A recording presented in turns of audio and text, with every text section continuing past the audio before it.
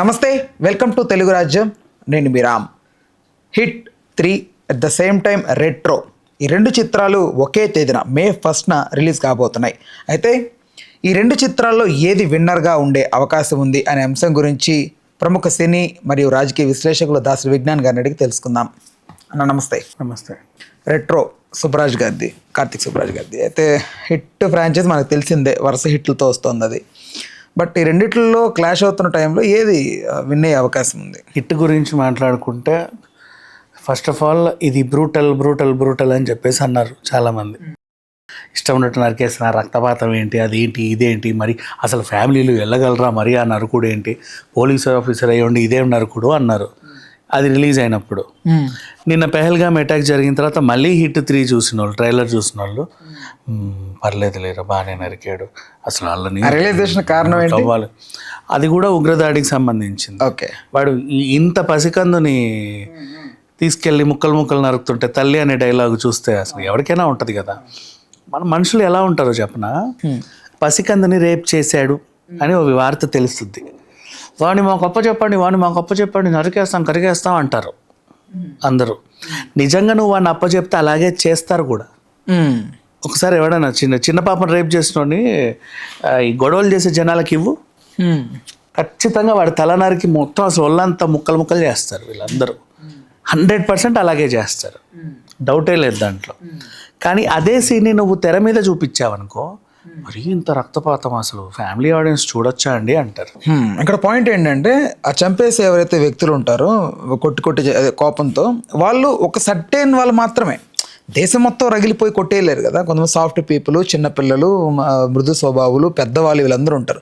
సినిమాకి అందరూ వెళ్తారు కదా. బట్ అక్కడే కదా కూడా ఎగ్జాంపుల్ చెప్పా. ఇప్పుడు ఏంటంటే ఒక సిచ్యువేషన్ సినిమాలో చూపిస్తే ఒకలా రియాక్ట్ అవుతారు, నిజంగా పర్సనల్ లైఫ్లో చూసినప్పుడు ఇంకోలా రియాక్ట్ అవుతారు. ఓకే. సో ఇట్లా ఉంటారు వీళ్ళే డ్యూయల్ షేడ్స్తో. ఈ మనుషులే హిట్ 3 స్టార్టింగ్ ఫస్ట్ రిలీజ్ అయినప్పుడు అసలు ఏంటి రక్తపాతాలు ఏంటిది అన్నారు. తర్వాత ఉగ్రదాడి జరిగిన తర్వాత మళ్ళీ అదే ట్రైలర్ చూసి వీళ్ళకి నా కొడుకులకు తగిన శాస్తి జరిగింది అన్నారు. మనిషి నిమిషానికి మారుతున్నాడు. కానీ హిట్ 3 ట్రైలర్ మాత్రం అలాగే ఉందా? పెహల్గామ్ దాడికి ముందు ఒక ట్రైలర్, దాడి తర్వాత ఒక ట్రైలర్ రిలీజ్ చేయాలి వాళ్ళు. సో ఇది నేను చెప్పాను. ఇక్కడ కోయిన్సిడెన్స్ ఏంటంటే, ఆయన సీన్ తీసాడంటే, ఇలాంటి సీన్ శైలేష్ కొలను తీసిన తర్వాత ఇది జరిగేసరికి ఆయన అసలు షాక్ అయ్యాడంట. ఇలాంటి సీన్ అసలు అమ్మో మరి ఇలా జరిగిందా, such a big very coincidence. సరే వాట్ ఎవర్, పోనీ ఆ దాడి జరిగిన తర్వాత ఈ సినిమా వస్తుంది కాబట్టి ఓ ఖడ్గం లాగో లేకపోతే ఇంకేదో లాగో దీనికి కూడా బాగా మైలేజ్ వచ్చే అవకాశం ఉందా, ఓ గగనం సినిమా లాగా, అవన్నీ రియలిస్టిక్ వే కదా. సో ఇప్పుడు కూడా ఇది రియల్గా జరిగినట్టుగానే సినిమాలో వచ్చింది. మరి వీళ్ళు ముందు షూట్ చేసినప్పటికీ కూడా అనుకోకుండా కలిసింది.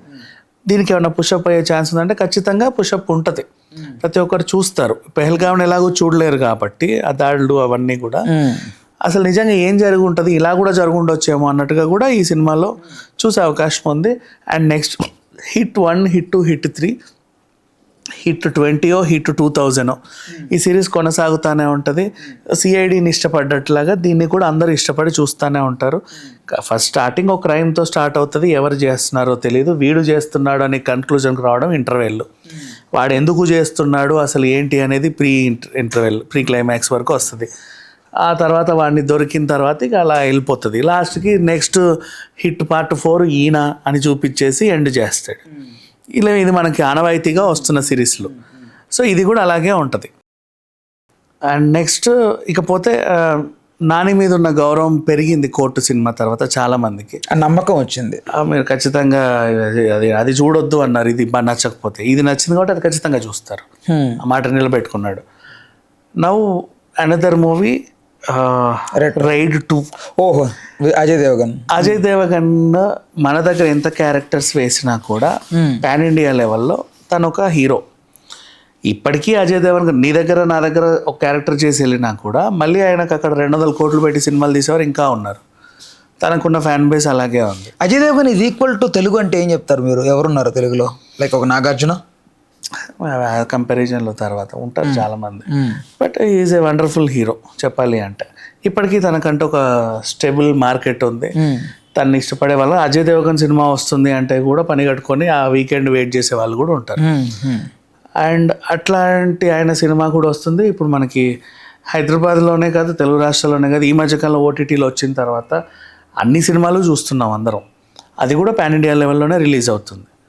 రైడ్ 1కి చాలా మంచి రెస్పాన్స్ వచ్చిన తర్వాత దాని కొనసాగింపు ఇది, సేమ్ హిట్ కొనసాగింపు లాగే. ఈ 2 కొనసాగింపులతో వచ్చిన 3వ సినిమా రెట్రో. కార్తీక్ సుబ్బరాజ్ అంటే ఆయన మీద ఉన్న ఇది అందరికీ తెలిసిన విషయమే. ఇప్పుడు తను కథ అందిస్తేనే ఆ సినిమా అబ్బా ఎలా ఉంది అలా ఉంది అంటారు. బట్ గేమ్ చేంజర్ పోయిందిగా. ఆయన కథ బాగానే ఇచ్చాడమ్మా, తీసిన వాళ్ళు సరిగ్గా తీయాలి కదా. ఆయన ఇచ్చిన కథ మంచి కథ యాక్చువల్గా చెప్పాలంటే. అప్పట్లో అదేంటి నెల్సన్, ఆయన పేరు మర్చిపోయాను, టిఎన్ శేషన్ గారి స్టోరీ ఆధారంగా తను కథ రాస్తే దాన్ని తీసుకెళ్ళి చిత్రవద చేశారు. బట్ తన కథ తీసుంటే, యాజ్ ఇట్ ఈస్ తీసుంటే గేమ్ చేంజర్ ఈజ్ నౌ ఒక మంచి పెద్ద హిట్ లాగా మాట్లాడుకునే వాళ్ళం. బ్రేక్ ఏమనేది అట్లీస్ట్. సో సుబ్బరాజుగా డైరెక్ట్గా సినిమా తీస్తున్నాడు. అండ్ నౌ రెట్రో బ్యాక్డ్రాప్లో వచ్చే సినిమాలన్నిటి మీద కూడా ప్రేక్షకులకు ఒక విపరీతమైన ఆసక్తి ఉంటుంది.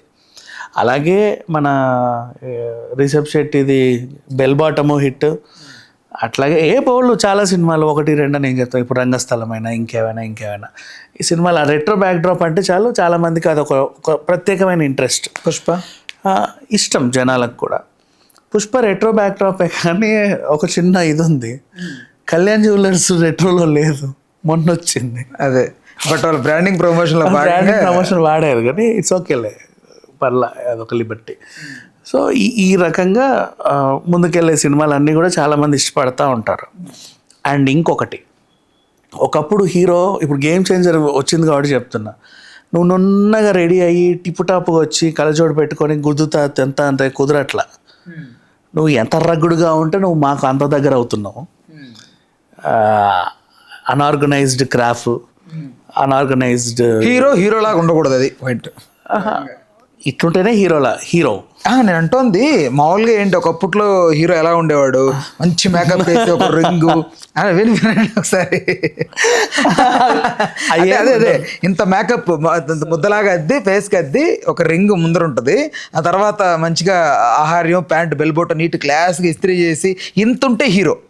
ఇప్పుడు అలా కాదు, ఒక చాప్రీ లుక్ ఉంటే హీరో అయిపోయాడు. సో అట్లాగే మాస్ మహారాజా రవితేజ కూడా ఆ కోణంలోనే హిట్ అయ్యాడు.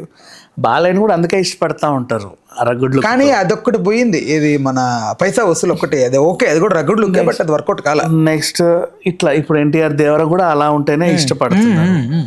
నాగ చైతన్య కూడా తండేలో అలా ఉన్నందుకే హిట్ అయిందేమో అన్నట్టు అనిపించింది నాకు. అవును, ఆబ్వియస్. సో అట్లా ఆ రుక్కుతో ఇప్పుడు రామ్ చరణ్ నున్నగా ఉంటే ఇష్టపడని వాళ్ళు అసలు ఆ సినిమాకి లేనంత రెస్పాన్స్ ఈ జస్ట్ పోస్టర్కి వచ్చింది. సో అట్లా ఇష్టపడుతున్నారు. సో ఈవెన్ రెట్రో లుక్స్, కొంచెం డస్కీ ఫేసీ కట్స్ అంటే ఇష్టపడుతున్నారు. 3 సినిమాలు అలాగే వస్తున్నాయి. నాని సిన్సియర్ పోలీస్ ఆఫీసర్ అయినప్పటికీ కూడా ఆయన కొంచెం మాసీగానే ఉన్నాడు. గడ్డం అది. రైడ్ 2 ఆఫ్ కోర్స్ ఇక ఆయన పందాలు ఆయన వస్తున్నాడు. ఇది ఎట్లాగూ రెట్రోనే కాబట్టి దాని గురించి ప్రత్యేకంగా చెప్పాల్సిన అవసరం లేదా. నున్నగా ఉంటే ఆ క్రాఫ్, ఇంత పెద్ద కళ్ళజోడు, బెల్ బాటమ్ ప్యాంట్లు అవే ఉంటాయి, ఇంత పెద్ద కాలర్ టీషర్ట్లు. లేదు అన్నా కూడా రగ్గుడుగా ఉన్నా కూడా రెట్రో రగ్గుడ్ లుక్, రంగస్థలం రామ్ చరణ్ లాగా కొంచెం అలా కూడా ఇవ్వచ్చు, ఏదో రకం. ఇప్పుడు 3 సినిమాలు వస్తున్నాయి. దీంట్లో ఇప్పుడు కాంపిటీషన్ గురించి మాట్లాడితే ఇది ఎవరు ఊహించని వింత కాంపిటీషన్. వై? బికాజ్ హిట్కి చాలా మైలేజ్ ఉంది, కాకపోతే మల్టీప్లెక్స్లో హిట్కి పెద్ద మైనస్ పడింది. వీళ్ళు అని రౌండ్ వేసారు. సో ఆ రౌండ్ మల్టీప్లెక్స్లకి హిట్ని కొంచెం దూరం చేసింది. ఆ భర్తీని రెట్రో భర్తీ చేసే అవకాశం ఉంది. అదొకటే ఉంది మెయిన్. ఈ మధ్యలో ఇక మన main cities like Chennai, Bengaluru, Hyderabad ఇట్లాంటి సిటీస్లో మనకి ఎట్లా అజయ్ దేవగన్ సినిమా వస్తుంది, బట్ ఓ రకంగా మోస్తరుగా అది కూడా ఉంది. మల్టీప్లెక్స్ మార్కెట్ని ఇవి ఎక్కువ క్యాప్చర్ చేస్తాయి. వీళ్ళకి వేరే ఆప్షన్స్ లేవు కాబట్టి సింగిల్ స్క్రీన్స్ అన్ని నానితోనే నిండిపోతాయి. అది ఆబ్వియస్లీ రైట్. అండ్ సూర్య కూడా అంతే కదా, మనకి తెలుగులో నానికి ఉన్న క్రేజ్ సూర్య గారికి కూడా అంతే ఉంది ఇంచుమించు. అంటే ఇక్కడ ఎందుకు ఈ కాంపిటీషన్ పెట్టి మాట్లాడుతున్నాం అంటే, ఒకటే రోజు రిలీజ్ అవుతున్నాయనే కాదు, వీళ్ళ బ్యాక్ సినిమాలు ఫ్లాప్ అయి ఉన్నాయి ఆల్రెడీ. సైన్ దో ఫ్లాప్. అది ఎవరు పట్టించు. ఓకే బట్ హిట్ కున్న దాంతో పోలిస్తే రేట్ ఉన్న దాంతో పోలిస్తే అవన్నీ మాసిపోతాయి. సైంధవ్ ఏ డైరెక్టర్ అని కూడా అడుగుతారు ఇవాళ రేపు చెప్పాలంటే. పెద్దగా పట్టించుకోవాలి, అసలు అది వచ్చిపోయినా కూడా తెలియదు. మంచి సంక్రాంతికే వచ్చింది కాదనలేము, కానీ ఏదో అట్లా వెళ్ళిపోయింది అంతే. కొన్ని సినిమాలు ఉంటాయి వచ్చిపోయేవి, లైక్ భాయ్, సైంధవ్ ఇట్లాంటివి హాయ్ చెప్పి వెళ్తాయి, అట్లా వచ్చి అట్లా వెళ్ళిపోతాయి అంతే. దాన్ని మళ్ళీ ఎక్కువ దాని గురించి discussions. Karthik Subbaraj the last time వచ్చింది మరి లాఘవరాజన్స్ తో ఒక ఫిలిం, అది కూడా ఫ్లాప్. సుబ్బరాజ్ మంచిగానే తీస్తాడులే, ఏమో చిన్న చిన్నవి ఉంటాయి, ప్రతి డైరెక్టర్కి ఉంటాయి, అవి ఉండకుండా ఎవరు ఉండరు. అలా అని వాళ్ళల్లో ప్రతిభ లేదని కూడా అనలేము.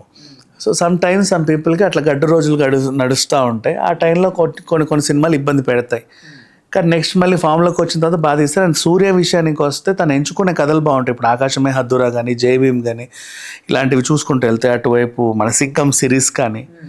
సో తనకున్న నాలెడ్జ్ తాను ఏది పడితే అది చేయడు కదా, కొంచెం డిఫరెంట్గా కార్తిక్ సుబ్బరాజుకి ఆయనకు ఏదో కలిసి ఉంటుంది.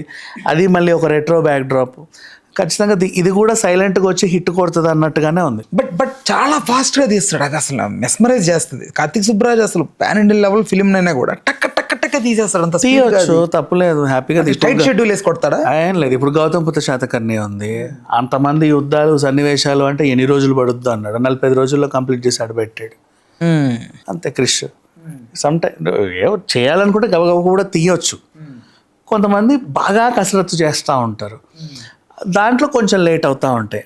అంటే ఎవరికి తెలియని పాయింట్స్ని కూడా, ఎవరికి తెలియవు ఆ పాయింట్స్ అయినప్పటికి కూడా దాంట్లో నీట్గా పెట్టడానికి ట్రై చేస్తారు. ఇప్పుడు ఫర్ ఎగ్జాంపుల్ బాహుబలే ఉంది, రానా విగ్రహము ఇలా కూర్చున్నప్పుడు కింద నుంచి రెడ్ కలర్ వస్తుంది చూడు, అది కుంకుమ కాదు, అదొక టైప్ ఆఫ్ అదొక మందు బ్యాలెన్స్ చేస్తుంది విగ్రహాన్ని. ఆ టైంలో కింద అది పాడవనివ్వదు కొన్నాళ్ళ పాటు, ఆ తుప్పు పట్టకుండా ఆ ల్యాండ్ని స్టేబుల్ ఉంచడానికి యూస్ చేసే ఇది. దాని పేరు ఏదో నేను మర్చిపోయినా, టైంకి రాలా. దాన్ని అప్పట్లో వాడేవాళ్ళు పెద్ద పెద్ద విగ్రహాలు పెట్టేటప్పుడు, పెద్ద టోమ్స్ లేపేటప్పుడు, విగ్రహాలు పెట్టేటప్పుడు అవి వాడేవాళ్ళు. దాన్ని రాజమౌళి చూపించాడు, అది ఎవరికి తెలియని కూడా తెలియదు ఇంకా చెప్పాలి అంటే. ఇప్పుడు గూగుల్ చేయండి, రానా విగ్రహాన్ని కొడితే ఏదైనా ఆర్టికల్ ఉంటే రావచ్చేమో, ఐ డోంట్ నో. బట్ అట్లా ఉంటుంది, అట్లా పాయింట్ చూసుకునే వాళ్ళు కొంతమంది ఉంటారు. ఇక్కడ ఇది మీరు ఒక పాయింట్ చెప్పారు కదా, నేను పుష్పాలు అబ్జర్వ్ చేసిన ఒక పాయింట్ ఉంది. అసలు Sukumar is the world's the best in detailing అని అనిపించింది. ఎక్కడంటే లైక్ క్లైమాక్స్ సీన్కి వచ్చినప్పుడు బుగ్గ అండ్ ఇంకొక అతను పారిపోతుంటారు వెనక్కి పుష్ప తరుముతున్నప్పుడు, క్లైమాక్స్ అది, అతను గొంతు కోసుకుంటాడు, చనిపోతాడు. గుర్తుంది కదా మీకు ఇది? అయితే యాక్చువల్లీ మనకి ఇలా కోస్తే ఫస్ట్ వైట్ లేయర్ వస్తుంది, తర్వాత బ్లడ్ కారడం స్టార్ట్ అవుద్ది. మీరు బాగా క్లోజ్అప్ చేసి ఒకసారి ఆ షార్ట్ అబ్జర్వ్ చేస్తే కోసుకున్న వెంటనే బ్లడ్ రాదు, ఫస్ట్ ఆ వైట్ కలర్ కనిపిస్తుంది. అది కనిపించిన తర్వాత బ్లడ్ వస్తుంది. అమ్మని ఎంత డీటెయిలింగ్గా, ఇంత డెప్త్గా, మరి అంతగా చెప్పు, నాకు భయం ఈ రక్తాలు నేను అబ్జర్వ్ చేసిన తర్వాత షాక్. అసలు ఇట్లాంటివి చూడు, కొంచెం భయం నాకు. సో వాట్ ఎవర్, నీకు ఆ డీటెయిలింగ్ పుష్ప అన్నావు కాబట్టి ఇంకోటి చెప్తా. పుష్ప అనేవాడు తగ్గేదే లే కదా. సునీల్కి సిగరెట్ వెలిగించేటప్పుడు ఇలా పెడతాడు, ఓకేనా, అతనే వంగి నువ్వు వంగాలి, అదే నా చెయ్యి కాలినా నేను ఇలాగే పట్టుకుంటా. అది చాలా మంది తెలియదు ఇలాంటివన్నీ పాయింట్స్. సో ఇవి డీటెయిలింగ్. నువ్వు ఇట్లా వెళ్తే ప్రతిదీ పట్టించుకుంటే టైం పట్టుద్ది.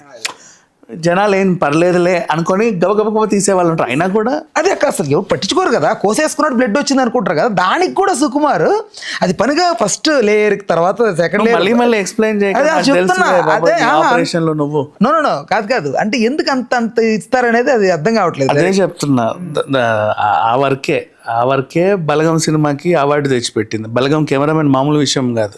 ఎవరు అబ్బాయి మేఘాలయలో అవార్డు తెచ్చుకున్న అతని పేరేదో మర్చిపోయా. అంతకుముందు మేఘాలయ సినిమా వాడు తీశాడు. ఆ సినిమా ఎక్కడికి షాంఘై ఫిలిం ఫెస్టివల్కి వెళ్ళి అవార్డు తీసుకొచ్చింది ఆయనకి. ఎందుకు తీసాడో కూడా తెలియదు.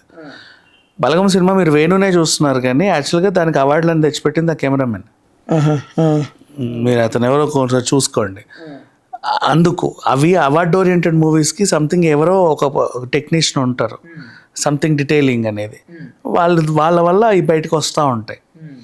అండ్ ఇంకా చాలా సినిమాలు ఉన్నాయి. ఇప్పుడు మనకు Ponniyin Selvan, whatever, not only Ponniyin, Maniratnam సినిమాలు అన్నింటిలో కూడా ప్రతి దాంట్లో ఒక డీటెయిలింగ్ ఉంటుంది పర్టికులర్. చాలామందికి తెలియని కూడా తెలియదు అది. కొంతమంది డైరెక్టర్స్ ఉన్నారు ఇవి బాగా పట్టించుకుంటారు. ఈచ్ అండ్ ఎవ్రీ ఎలిమెంట్ని పట్టించుకుంటారు. కొరటాల శివ ఉన్నాడు, ఏ క్యారెక్టర్నైనా నేను సినిమాలో పెట్టుకుంటే ఆ ప్రతి క్యారెక్టర్కి ఇంపార్టెన్స్ ఉండాలని చూసుకుంటాను. ఉంటుంది. ఊరికే ఇప్పుడు బ్రహ్మోత్సవం లాగా అంతమంది వచ్చి అలా వెళ్ళరు. శ్రావణ మాసం బ్రహ్మోత్సవం లాగా ప్రతి ఒక్కరు ఉంటారు, అసలు ఎందుకు ఉన్నారో తెలియదు. అలా ఉండవు. బోయపాటి సినిమాల్లో ఉంటారు ఎక్కువ శాతం. అంతమంది ఉంటారు, అందరు కళాఖండాలే. మళ్ళీ అమ్మో ఇంతమంది ఉన్నారా అనిపిస్తుంది.